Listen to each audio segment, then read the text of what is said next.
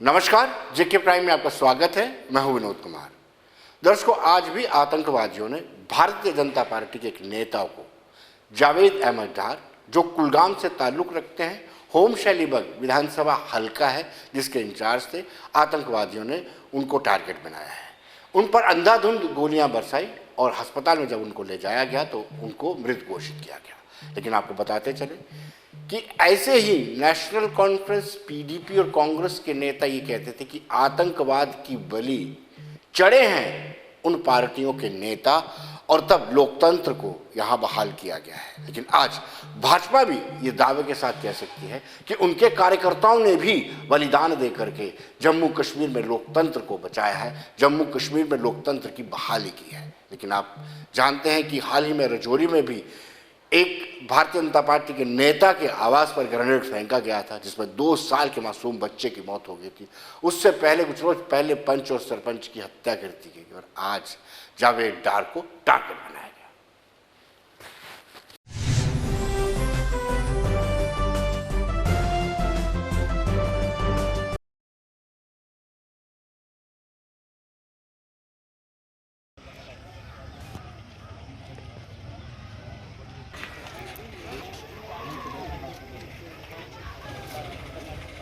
Resolvemos trouxe também trouxe.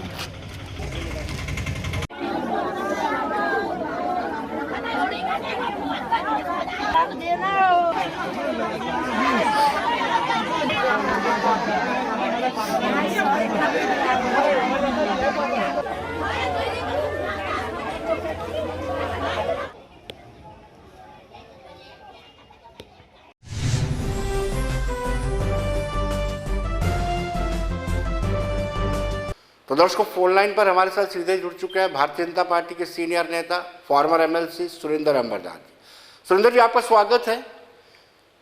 जी धन्यवाद। Well, कभी कभी ऐसा लगता है कि एक ना जाने क्या वजूहत है कि भारतीय जनता पार्टी के नेताओं को टारगेट बनाया जा रहा है। आज कुलगाम में जावेद डार को टारगेट बनाया गया। क्या केंद्र और राज्य दोनों में आपकी सरकार है, क्या आप सिक्योरिटी फराहम नहीं करवा सकते हैं, या फिर आपकी सुनवाई सरकार के समक्ष नहीं हो रही है? जी विनोद जी, ऐसा नहीं है जी। जो अभी भी कुछ मोल्स हैं जो सिलेक्टिवली भारतीय जनता पार्टी के कार्यकर्ताओं को टारगेट कर रहे हैं। और आप जानते हैं कि पिछले 10 दिन में कुलगाम में यह दूसरा वारदात है कि जहां हमारे जावेद डार को वहां उन्होंने आज टारगेट कर दिया है। जी।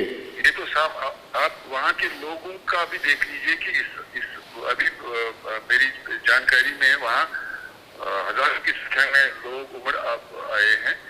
और ये इस बात को दर्शाता है कि भारतीय जनता पार्टी के कार्यकर्ता ने समाज में इम्पैक्ट बनाया है।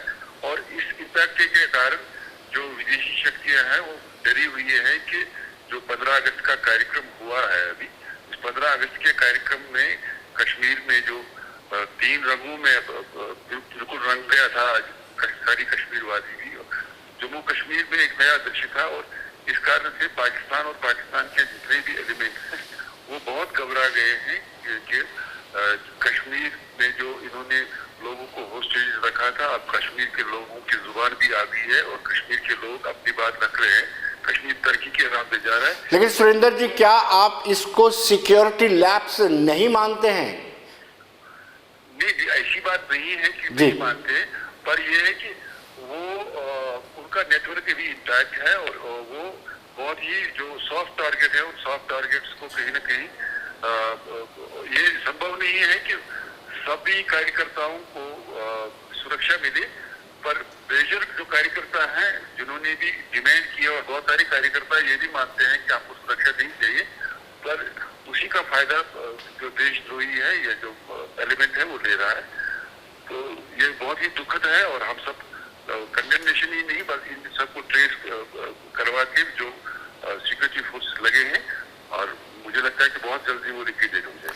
लेकिन ये जो किलिंग हो रही है, आपको नहीं लगता है कि लोग भाजपा से दूर हो जाएंगे, जिनका 50% माइंड सेट बना है कि हम भाजपा का दामन थामेंगे, इस तरह की किलिंग के बाद वो साइड लाइन कर जाएंगे? देखिए विनोद जी, पिछले 4-5 साल में हमारे बहुत सारे कार्यकर्ताओं को टारगेट किया गया, पर भारतीय जनता पार्टी का कार्यकर्ता यहाँ खड़ा है। अभी इस प्रकार का बहुत रेयर क्लियर रिपोर्टिंग हुई है कि जहां भाजपा का कार्यकर्ता दूर हो गए, पर फिर भी एक असर तो रहता है, ये हम भी मानते हैं। पर ये भी अनुभव में आया है कि जहां भी भारतीय जनता पार्टी के कार्यकर्ता को टारगेट किया गया है, वो भी बहुत जल्दी लिक्विडेट हुए हैं। इसलिए दोनों चीजों को कहीं न कहीं दोनों आयामों को देखने की आवश्यकता है। शुक्रिया सुंदर जी, धन्यवाद। धन्यवाद।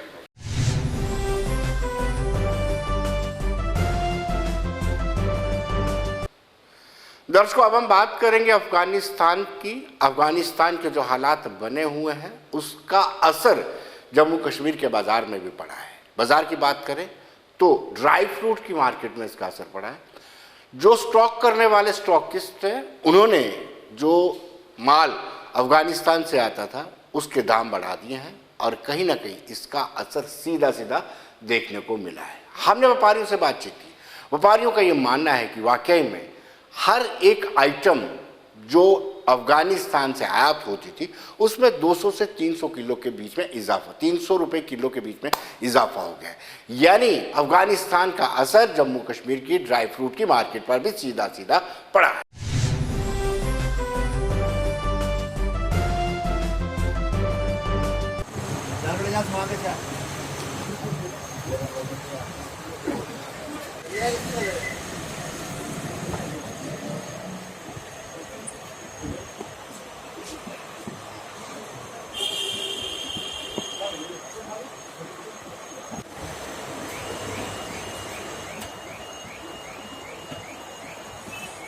फोटो क्या खींच रहा है? फोटो क्या खींच रहा है? मैं न्यूज़ वाला हूँ, रिपोर्टर।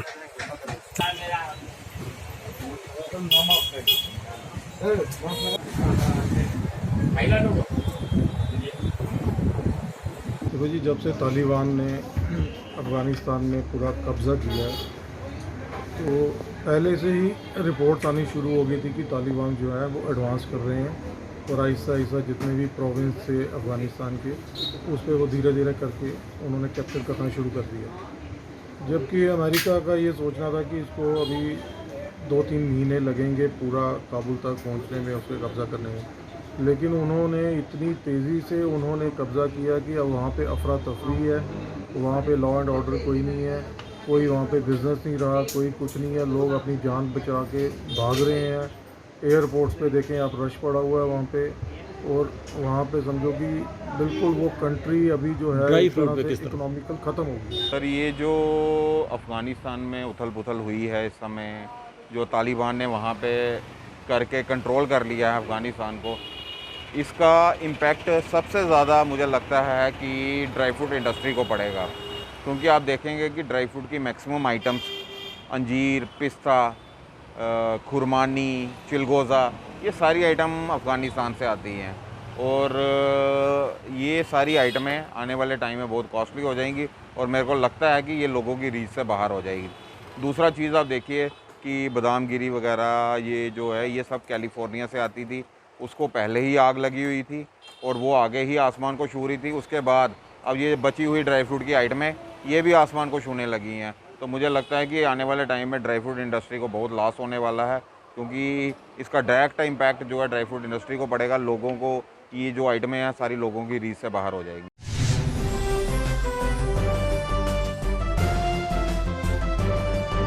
हालांकि व्यापारी ये कहते हैं कि पहले से ही जिस दिन से तनाव की स्थिति बनी हुई थी, ऐसा माना जा रहा था कि यूएसए के मुताबिक करीब 2 से 3 महीने लग सकते हैं तालिबान का अफगानिस्तान पर कब्जा करने के लिए, लेकिन जल्दी हो गया। जल्दी होने के कारण पहले से ही लोगों ने जो स्टॉक करते हैं माल को, उन्होंने रेट बढ़ा दिया था, जिसके चलते जो परचून का खरीदार है उसको महंगा दामों में ड्राई फ्रूट मिल रहा है।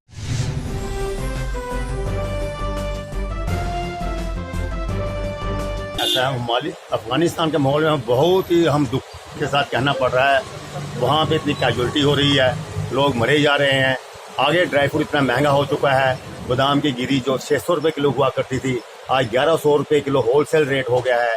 ये सब मुझे नहीं मालूम ये कैसा हो रहा है। अभी अफगानिस्तान में जो हालात ख़राब हो गए हैं, अभी हालात ख़राब हुए 2 दिन ही हुए हैं, लेकिन जहाँ पे महंगाई अभी से होनी चालू कर दी है। जो लोग जो होते हैं स्टॉकिस्ट होते हैं, उन्हें पहले ही 100 रुपया 200 रुपया हर चीज़ का रेट बढ़ा दिया गया है। आगे हमारे पास कस्टमर नहीं है, आप जम्मू में देखो, जो हमारे पास टूरिस्ट आते थे आगे बहुत ही कम आ रहे हैं, टूरिस्ट आ ही नहीं रहे हैं। लोग अगर हम लोग पहले हम लोग 600 रुपये बादाम की गिरी देते थे, आज हम उसको उनको 900 रुपये किलो जब बोलते हैं, ग्राहक दूसरी चीज़ लेना तो भूल जाता है, पहले वही भाग जाता है यहाँ से।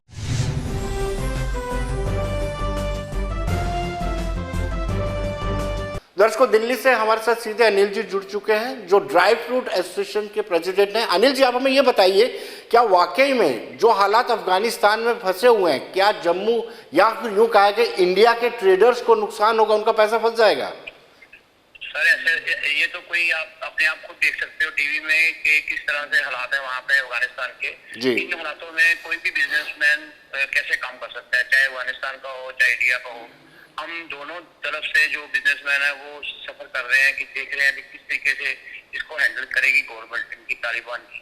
क्योंकि जैसे उन्होंने अफगानिस्तान के जो गनी साहब हैं वो चले गए हैं, तो सब कुछ तालिबान के अंडर आ गया है। तो इसके लिए सब लोग खूब सजा है कि कैसे हम काम करेंगे, क्योंकि जो यहाँ का इम्पोर्टर है वो भी ये चीज सोच रहा है कि कैसे माल आएगा, और वहाँ के जो बिजनेसमैन है वो भी ये सोच रहे हैं किस तरह से माल निकालेंगे इसको। क्योंकि जो ड्राई फ्रूट है उसकी जो क्रॉप नहीं है वो अभी शुरू हो गई है, नया सीजन जो है वो अगस्त में शुरू हो जाता है।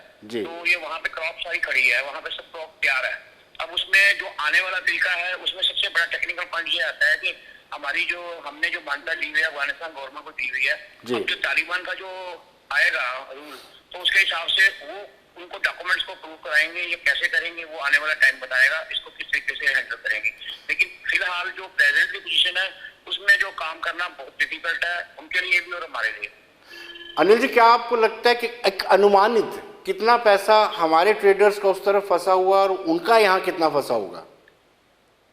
सर अभी देखो, अभी तो सीजन चालू है, अभी कोई चीज फंसी नहीं हुई, लेकिन ये है कि देखो हम लोगों की जो कारोबार कोई भी करे किसी तरह का, उसका जो कारोबार होता है उसी के ऊपर डिपेंड होता है, उसका नफा नुकसान और उसका सारे घर का कारोबार जो अपना घर चलाएगा वो। उसके ट्रेडर जो है ना, वो अभी जो माल अभी आया ही नहीं है, गुड्स आए नहीं है, अभी नई क्रॉप आई नहीं है, उसमें अभी तक पे जो सफर कर रहे हैं वो अफगानिस्तान के जो ट्रेडर है वही कर रहे हैं, क्योंकि उनके पास अभी माल पड़ा हुआ है। जब हमारे इंडिया में माल टेरिटरी में आएगा, हमारे पास आएगा, उसके बाद हम लोग उसके पैसे पेमेंट करते हैं बाई बैंक। उसके लिए अभी इंडियन इम्पोर्टर की कोई प्रॉब्लम नहीं है, लेकिन इकोनॉमिकली प्रॉब्लम नहीं। लेकिन फिलहाल सफर में ये है कि सामने से सीजन है और हम लोग उसकी वेट कर रहे हैं ये हालात सही हो, ताकि हम वहाँ से माल सही तरीके से मंगवा सकें। क्योंकि इसका डर रहेगा जब तक माल हमारे पास नहीं पहुंचेगा, हम यही सोचेंगे माल कभी प्रॉब्लम ना आए, कोई माल रुक ना जाए। और उसी तरह से वहाँ के जो भेजने वाले लोग हैं उनको भी इसी बात का सफर करना पड़ेगा, क्योंकि ट्रेडर जो है वो इस बीच में फंस गया है। जी अनिल जी, क्या हर एक सरकार चाहती है कि व्यापार में किसी तरह का कोई नुकसान नहीं होता? क्या आपको उम्मीद है जो नई सरकार तालिबान की आएगी वो व्यापार को कंटिन्यू करेगी, आसान बनाएगी? मेरे पॉइंट ऑफ व्यू से तो उसको करना पड़ेगा जी, उसकी मजबूरी है। क्योंकि उनके पास मेजर क्रॉप जो है वो ड्राई फ्रूट की है, और ड्राई फ्रूट की क्रॉप को वो किसी भी तरह से इंडिया में बेचना चाहेंगे, क्योंकि इंडिया के अलावा अफगानिस्तान की सारी आइटम्स मैक्सिमम क्रॉप जो इंडिया ही खपत होती है, और वो भी चाहेंगे कि हमारा इकोनॉमिकली पोजीशन जो सही रहे, क्योंकि उनके पास इसके अलावा आपको पता ही है जो मेन चीज होती है वो चीज ड्राई फ्रूट ही है, जो हमारे ट्रेडर्स मंगवाते हैं, और बाकी की जो आइटम है वो आपको सबको पता ही है जो क्या क्या होता है वहाँ पे।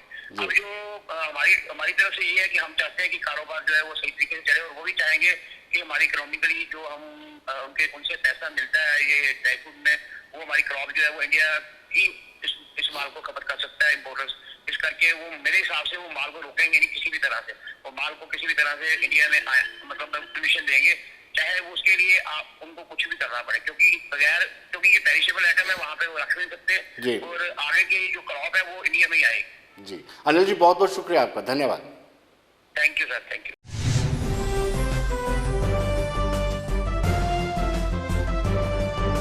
अफगानिस्तान की बात कर रहे थे प्रोफेसर आदिल रसूल और प्रोफेसर आफिज रहमान।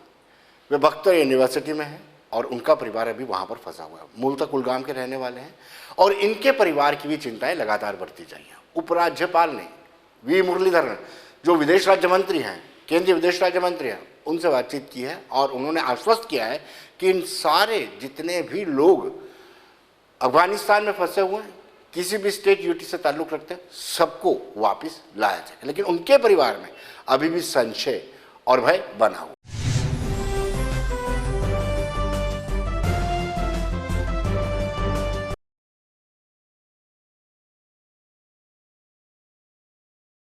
जी,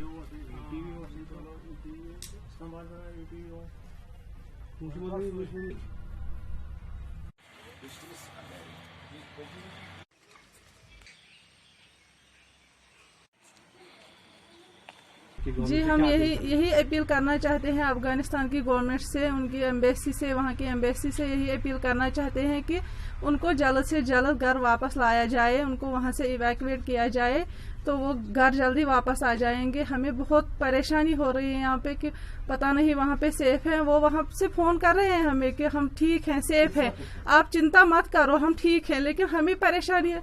घर वाले हैं, क्या कर सकते हैं, हम बहुत परेशान हैं। उनका क्या नाम है, वो क्या करते हैं? डॉक्टर आदिल रसूल है उनका नाम। वो 2017 से as an assistant professor Bakhtiyar university में काम कर रहे हैं काबुल में, और उनकी बीवी भी उनके साथ है। 2 साल हो गए उसको शादी को, वो भी वही उनके साथ चली गई।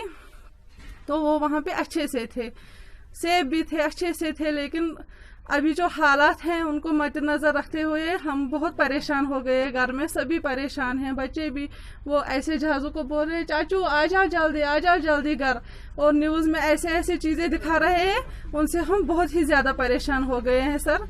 तो हम यही चाहते हैं, हम गवर्नमेंट से अपील करना चाहते हैं कि उनको जल्द अज जल्द वहाँ से निकालो। और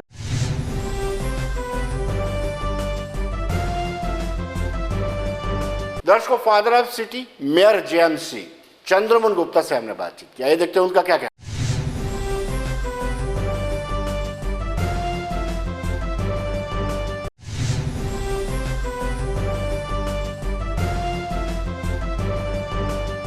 कि जम्मू कश्मीर यूटी में जल्द ही चुनाव करवाए जाएंगे और सभी पार्टियां भी सक्रिय हो चुकी हैं। हालांकि अभी डिलिमिटेशन कमीशन की रिकमेंडेशन आना बाकी हैं, लेकिन उसके बावजूद भी तैयारियां तेज हैं। हम सब जानते हैं कि फेस जो होता है माइंड का इंडेक्स होता है, और जैसे हम कैपिटल सिटी की बात करते हैं, जम्मू सिटी है, श्रीनगर सिटी है, दोनों में किस पार्टी ने कितना विकास किया है, कितनी पेनिट्रेट पार्टी के कार्यकर्ता कर रहे हैं, लीडर कर रहे हैं, ये बड़े मायने रखता है। आज हमारे खास मेहमान है चंद्रमोहन गुप्ता, जो मेयर है, फादर ऑफ सिटी है। उनसे पूछेंगे कि सिटी का क्या हाल है। चंद्रमोहन जी, आपका स्वागत है। धन्यवाद भाई साहब। बहुत सारे प्रेस्टिजियस प्रोजेक्ट है वो अधर में लटके हुए हैं, आपके पास मौका है, और अगर इस मौके को आप बुन लेते हैं तो मुझे लगता है कि पार्टी की छवि भी उभर कर आएगी, क्योंकि अभी तक लोग पार्टी से इनॉयड है, नाराज है, उसकी बहुत सारी वजह हैं। ऐसी कोई बात नहीं है। जब से मैं मेयर बना हूँ 2.5 साल लगभग हो गए हैं, तो तब से लेकर जो हमारे प्रोजेक्ट थे, मैं अगर सबसे पहले बात करूँ, गंडोला जो रो बे था जम्मू का, वो एक लटका हुआ था, उसको पहले एक फेस हमने स्टार्ट किया बहु फोर्ट से लेके मोवाया मंदिर तक। दूसरा फेस अभी पिछले महीने ही हमने स्टार्ट किया है मोवाया से लेके अपना पीरखो तक। गंडोला आज चल रहा है। ये एक बहुत बड़ा प्रोजेक्ट, ये मेरा ड्रीम प्रोजेक्ट था। मैंने बार बार इसके ऊपर फोकस किया, बार बार गया बिना परमिशन, जब भी अभी टेक्निकल परमिशन नहीं थी, उसके बावजूद भी मैंने बोला कि अगर लेबर के लोग वहाँ आ जा सकते हैं तो हम क्यों नहीं। हमने उसको किया, तो आज वो लोगों के बीच में है, जम्मू के लोगों के हवाले है, वो चल रहा है। दूसरा, जम्मू शहर में सॉलिड वेस्ट मैनेजमेंट का जो प्रोजेक्ट था, काफ़ी देर से 15 साल से जब हमारे माननीय कविंद्र गुप्ता जी मेयर थे तब से ये चल रहा था, उसको भी 100 करोड़ का प्रोजेक्ट, वो भी आज कोट बलवाल में जहाँ हमारा डंपिंग यार्ड है वहाँ वो लगने जा रहा है। ये भी जम्मू कश्मीर के लिए और हमारी सरकार के लिए बहुत बड़ा एक जम्मू शहर को तोहफा है, जिसमें गार्बेज 350 मीट्रिक टन गार्बेज जो है वो डेली प्रोसेस होगा, वहाँ से सीएनजी निकलेगी, वहाँ से और बहुत सी खाद वगैरह में वो निकलेंगे। तो वो भी एक बहुत बड़ा प्रोजेक्ट, बहुत बड़ा मसला। मैं आपको रोकूंगा, आप उन प्रोजेक्ट्स की बात करें जो कंप्लीट कर दिए हैं। बहुत सारे ऐसे प्रोजेक्ट हैं, आपको टिप्स पे पता भी होंगे। आर्टिफिशियल लेक की बात करेंगे, साबरमती के पैटर्न पे हमें इसको डेवलप करना है तवी नदी को। उसके बाद हम ये भी देखते हैं कि बहुत सारे नाले, गंदे नाले तवी नदी के बीच में पड़ रहे हैं। इन सब को लेकर के क्या आपका रहेगा? देखिए, ये कॉरपोरेशन नहीं कर रही है। बेसिकली मैं आर्टिफिशियल लेक की बात करूँ या विराज की बात करूँ, वो तो हमारा फ्लड इरीगेशन डिपार्टमेंट कर रहा है। मेरा गायब इनके पीछा रहता है, और उसका 80% काम पहले हो चुका है। पहला कंडक्टर छोड़ के चला गया था, अब दोबारा उसकी एडिशनल जो DPR है वो बन के तैयार हो गई है। पहले IIT दिल्ली के पास काम था, अब IIT रुड़की के पास काम है। तो उसका बहुत जल्द, मुझे लगता है इसी सितंबर महीने में या अक्टूबर में उसका टेंडर हो रहा है। जिस दिन उसका काम शुरू होगा, विद इन 6 मंथ वो प्रोजेक्ट हमारे सामने होगा, लेक हमारे सामने होगी। उसके साथ दूसरा जो प्रोजेक्ट था हमारा तवी रिवर फ्रंट का, समरावती के पैटर्न पे, वो तब के हाउसिंग एंड अर्बन डेवलपमेंट से JDA ने करना था। वो 407 करोड़ का प्रोजेक्ट था, उस पर अभी तक काम नहीं हो पाया। लेकिन हमने स्मार्ट सिटी के तहत 75 करोड़ रुपया रखा है उसके लिए, उसकी भी DPR तैयार हो रही है। बहुत जल्द मुझे आशा है कि वो भी अक्टूबर में आने वाले समय में उसका भी पहला जो फेस है उसका टेंडर होने जा रहा है। और भगवती नगर पुल से लेके विक्रम चौक तक उसका पहला फेस हमारे सामने होगा। उधर से आर्टिफिशियल लेक कंप्लीट होगी, इधर से ये वाला भी हमारा प्रोजेक्ट हमारे सामने आएगा। इसी तरह और भी जो बाकी प्रोजेक्ट हैं, जम्मू जू का प्रोजेक्ट है वो चल रहा है। मैंने सतपाल मलिक साहब से 50 करोड़ रुपये सेंक्शन करवा के उसका काम चलाया और डे एंड नाइट काम चल रहा है उसका, और वो भी उसका पहला फेज़ जो है नवंबर महीने में, नवंबर दिसंबर तक हमारे सामने आएगा। इसी तरह और भी जम्मू शहर के जो प्रोजेक्ट्स हैं, अगर मैं बात करूं, जम्मू शहर के म्यूनसिपल कॉरपोरेशन की स्मार्ट सिटी में 100 करोड़ का स्ट्रीट लाइट का प्रोजेक्ट वो लगभग जम्मू शहर में चल रहा है। 70-80 हज़ार लाइट हमने लगा दी है। आने वाले समय में 20 करोड़ का इलेक्ट्रिकल का कंपोनेंट है उसका। 100 बड़ी बड़ी हाई मास्ट 8 और 12 बल्ब वाली हम लोग लगा रहे हैं। 100 ट्रांसफार्मर लगा रहे हैं। ये बड़ा एक नहीं तो म्यूनसिपलिटी के 2 ही काम है, एक सफाई और एक स्ट्रीट लाइट। स्ट्रीट लाइट का मसला हल होने जा रहा है। कमांड एंड कंट्रोल सेंटर बनेगा, किसी को कंप्लेंट करने की ज़रूरत नहीं होगी। हमारे पास ऑटोमेटिकली आ जाएगा ये लाइट ख़राब है, वार्ड नंबर इतना, लाइट नंबर, पोल नंबर, विदिन 48 आवर्स वो लाइट ठीक होगी। उस पर कंप्लीशन की तरफ हम लोग चल रहे हैं। स्मार्ट सिटी में हमारा जो मल्टी कार पार्किंग का जो प्रोजेक्ट है वो कंप्लीट हो गया है। उसमें आने वाले समय में शहर में और भी जो पार्किंग है उसको ख़त्म करके वो करेंगे। जैसे आपने स्लाटर हाउस की चर्चा नहीं की, उसको भूल गए आप। स्लाटर हाउस के पैसे हमारे पास आए थे, लेकिन उसमें बहुत सी डिफ़िकल्टी थी। हमारे ये कॉरपोरेशन के पास जो एक्शन के पास 40 लाख की वो टेक्निकल सेक्शन की पावर होती है, उसको हमने गवर्नमेंट के पास भेजा था, लेकिन कोई ना कोई फॉर्मेलिटी टेक्निकल ऐसे काम रहते हैं सरकार के साथ, वो नहीं हो पाए। लेकिन उसको हमने दोनों स्लाटर हाउस कॉरपोरेशन की तरफ से हम उनको, और एक को तो गुजर नगर वाले का काम चल रहा है, उसको रेनोवेट कर रहे हैं। जैसे ये कंप्लीट होगा फिर दूसरे को भी हम रेनोवेट करेंगे, अच्छा कर देंगे। क्या सिटी की स्मार्टनेस बोर्ड लगाने से, वर्टिकल गार्डन से ही होती है, या फिर ड्रेनेज सिस्टम को भी ज़रूरी है उस पर ध्यान में रखना? आपने सिटी की स्मार्टनेस में ड्रेनेज सिस्टम को रखा ही नहीं है। देखिए, सिटी में मेरे आने से पहले ये स्मार्ट सिटी का प्रोजेक्ट रखा गया 2017 में।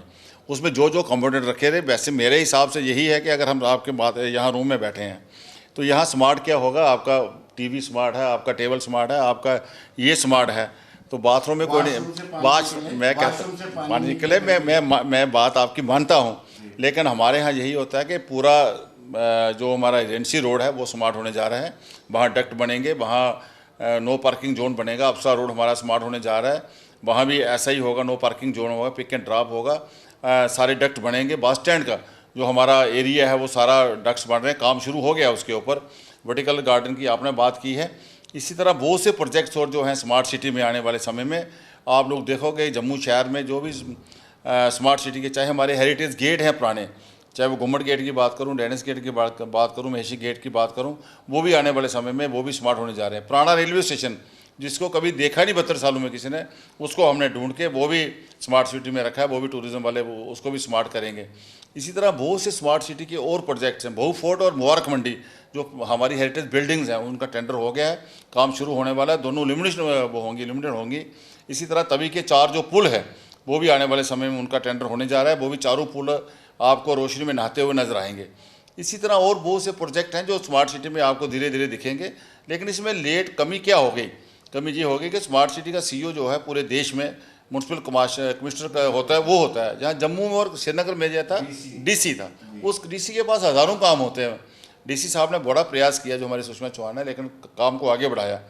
लेकिन मैं पहले दिन से सतपाल मलिक जी से, जब मैं मेयर बना, मलिक साहब से लेके LG साहब, मनोज सिन्हा तक, मरमू साहब ने सबको कहा कि ये काम कमिश्नर को दीजिए, पूरे देश में ये काम उनके पास। जब से काम कमिश्नर CEO बनी है हमारी अवनी लिबासा जी, और डिप्टी CEO भी हमारे यहाँ देशी हैं, बड़ी तेज़ी के साथ काम हो रहे हैं, धड़ाधड़ टेंडर हो रहे हैं। काम उनका ऑफिस नहीं था पहले, अभी ऑफिस बहु प्लाजा में बनने जा रहा है, बन गया अब लगभग। अच्छी टीम वहाँ पे आ गई है। मुझे लगता है कि आने वाले समय में 400-500 करोड़ के टेंडर लगने वाले हैं 5-6 महीने में। फाइनेंशियल इरेगुलरिटीज़ कौन चेक कर रहा है? जो वित्तीय अनियमितताएँ हैं, इरेगुलरिटीज़ हैं, उसको कौन चेक कर रहा है? क्योंकि सुनने में आया है आपने कंसल्टेंसी में ही 9 करोड़ रुपए दे दिया है। देखिए, ये इसके प्राइवेट लिमिटेड है, जो स्मार्ट सिटी है वो अलग से है कॉरपोरेशन के पास। मैं उसका मेंबर भी नहीं हूँ, भी मेयर भी। ये CEO, डिप्टी CEO और इसके डिपकाम साहब अपने चेयरमैन हैं स्मार्ट सिटी के, जो भी सारा वही लोग देखते हैं। अगर कहीं कोई कोताही होगी उसके ऊपर बात करेंगे। अब आपका यानी जो जम्मू म्यूनसिपल कॉरपोरेशन का है, नए टारगेट क्या है जिसको आप चाहते कि अचीव किया जाए इसी टाइम में? मेरा सबसे बड़ा टारगेट यही है कि जम्मू शहर में गार्बेज फ्री इसको करना है, डस्टबिन फ्री करना है। जब मैं आया था तब गली गली में गार्बेज था, हर कोने में। सुबह मंदिर मस्जिद गुरुद्वारे जाओ तो पहले गार्बेज के दर्शन करने थे, बच्चे को स्कूल छोड़ने जाओ तो गार्बेज देखना गली के बाहर। कहीं भी जाओ आप, अपने ऑफिस जाओ तो आज गार्बेज जम्मू शहर से भाग रहा है। 200 ऑटो शहर में डोर टू डोर कलेक्शन कर रहे हैं। आने वाले समय में और ऑटो हम लोग कर रहे हैं, और ऑटो ले रहे हैं, अपने कॉरपोरेशन ले रही है, ई रिक्शा ले रहे हैं। आने वाले समय में हमारा पहला टारगेट है कि शहर को साफ़ सुथरा कैसे करना है। दूसरा टारगेट स्ट्रीट लाइट का, उसके ऊपर काम हमारा चल रहा है, बड़ी बड़ी लाइटें लगने जा रही हैं। लेकिन आने वाले समय में और भी जो कॉरपोरेशन में है, रीऑर्गेनाइजेशन करना है कॉरपोरेशन को। हमारी कॉरपोरेशन पीछे क्यों रह गई जम्मू और श्रीनगर? पूरे देश में 72 साल में 14 चुनाव हुए, जम्मू कश्मीर में हमारे सिर्फ 4 चुनाव हुए। पहला चुनाव 2005 में 27 साल के बाद हुआ, दूसरा चुनाव 13 साल के बाद हुआ, अभी जो 2018 में हुआ। ये कमियां रह गई हैं। आज सबसे बड़ी अचीवमेंट जो हमने की है, 74 अमेंडमेंट की है, 73 अमेंडमेंट की है। उसके कारण बहुत से डिपार्टमेंट हमारे पास आ रहे हैं। जिस डिपार्टमेंट के बाद हम जाते थे, बाहर बैठते थे, इंतजार करते थे कि अफसर के पास जाएंगे नहीं जाए बुलाएं, आज वो डिपार्टमेंट हमारे पास, आज वो अफसर हमारे पास आ रहे हैं, काम में गति आ रही है। इसी तरह आने वाले समय में और भी जो काम होंगे म्यूनसिपल कॉरपोरेशन के रीऑर्गेनाइजेशन करके, इसमें सबसे वर्क कल्चर लाना, इसमें वर्क कल्चर की कमी थी। फिर हमारे पास सफाई कर्मचारियों की कमी थी, वो 600 की भर्ती आज से शुरू हो गई है। 1 महीने 15 दिन के बाद वो 600 का हमारे पास और स्टाफ आ जाएगा। उससे और शहर की हालत हम बेहतर करेंगे और शहर को कैसे अच्छा ले जाएंगे। 100 करोड़ का काम आज जम्मू म्यूनसिपल कॉरपोरेशन द्वारा जम्मू शहर में हो रहा है। 100 करोड़ की लाइटें लग रही हैं। 100 करोड़ का मैंने बोला आपको सॉलिड वेस्ट मैनेजमेंट का प्रोजेक्ट लगने जा रहा है। 200 करोड़ के लगभग PWD यहाँ ब्लैक टॉपिंग कर रही है। आने वाले समय में 40,000 करोड़ की छोटी जो रोड हैं वो कॉरपोरेशन करेगी। उसमें भी जो रोड हमें आ गई हैं PWD से, वो उसके अलावा जो रोड बचेंगी। इसी तरह एक ही काम जम्मू म्यूनसिपल कॉरपोरेशन का हम करने का प्रयास कर रहे हैं। शहर को कैसे साफ़ सुथरा बढ़िया करें। मैं एयरपोर्ट की बात करता हूँ, एयरपोर्ट कितना बड़ा हो गया आज। एयरपोर्ट वहाँ नाइट फ्लाइट चलना शुरू हो गई है। रेलवे स्टेशन आने वाले समय में 9 प्लेटफार्म बनने जा रहे हैं। मैं ये लोगों को कहता हूँ 2-2.5 साल के बाद, 2 साल के बाद कोई हमारा बच्चा बाहर से आएगा, 2-2.5 साल के बाद जब एयरपोर्ट पे उतरेगा या स्टेशन पे उतरेगा, तो वो जब घर जाएगा ये अपने आप को ये देखेगा मैं हैदराबाद और बेंगलोर में उतर रहा हूँ, जम्मू नहीं उतर रहा हूँ। ऐसा जम्मू शहर बनने जा रहा है। बहुत बहुत शुक्रिया, धन्यवाद।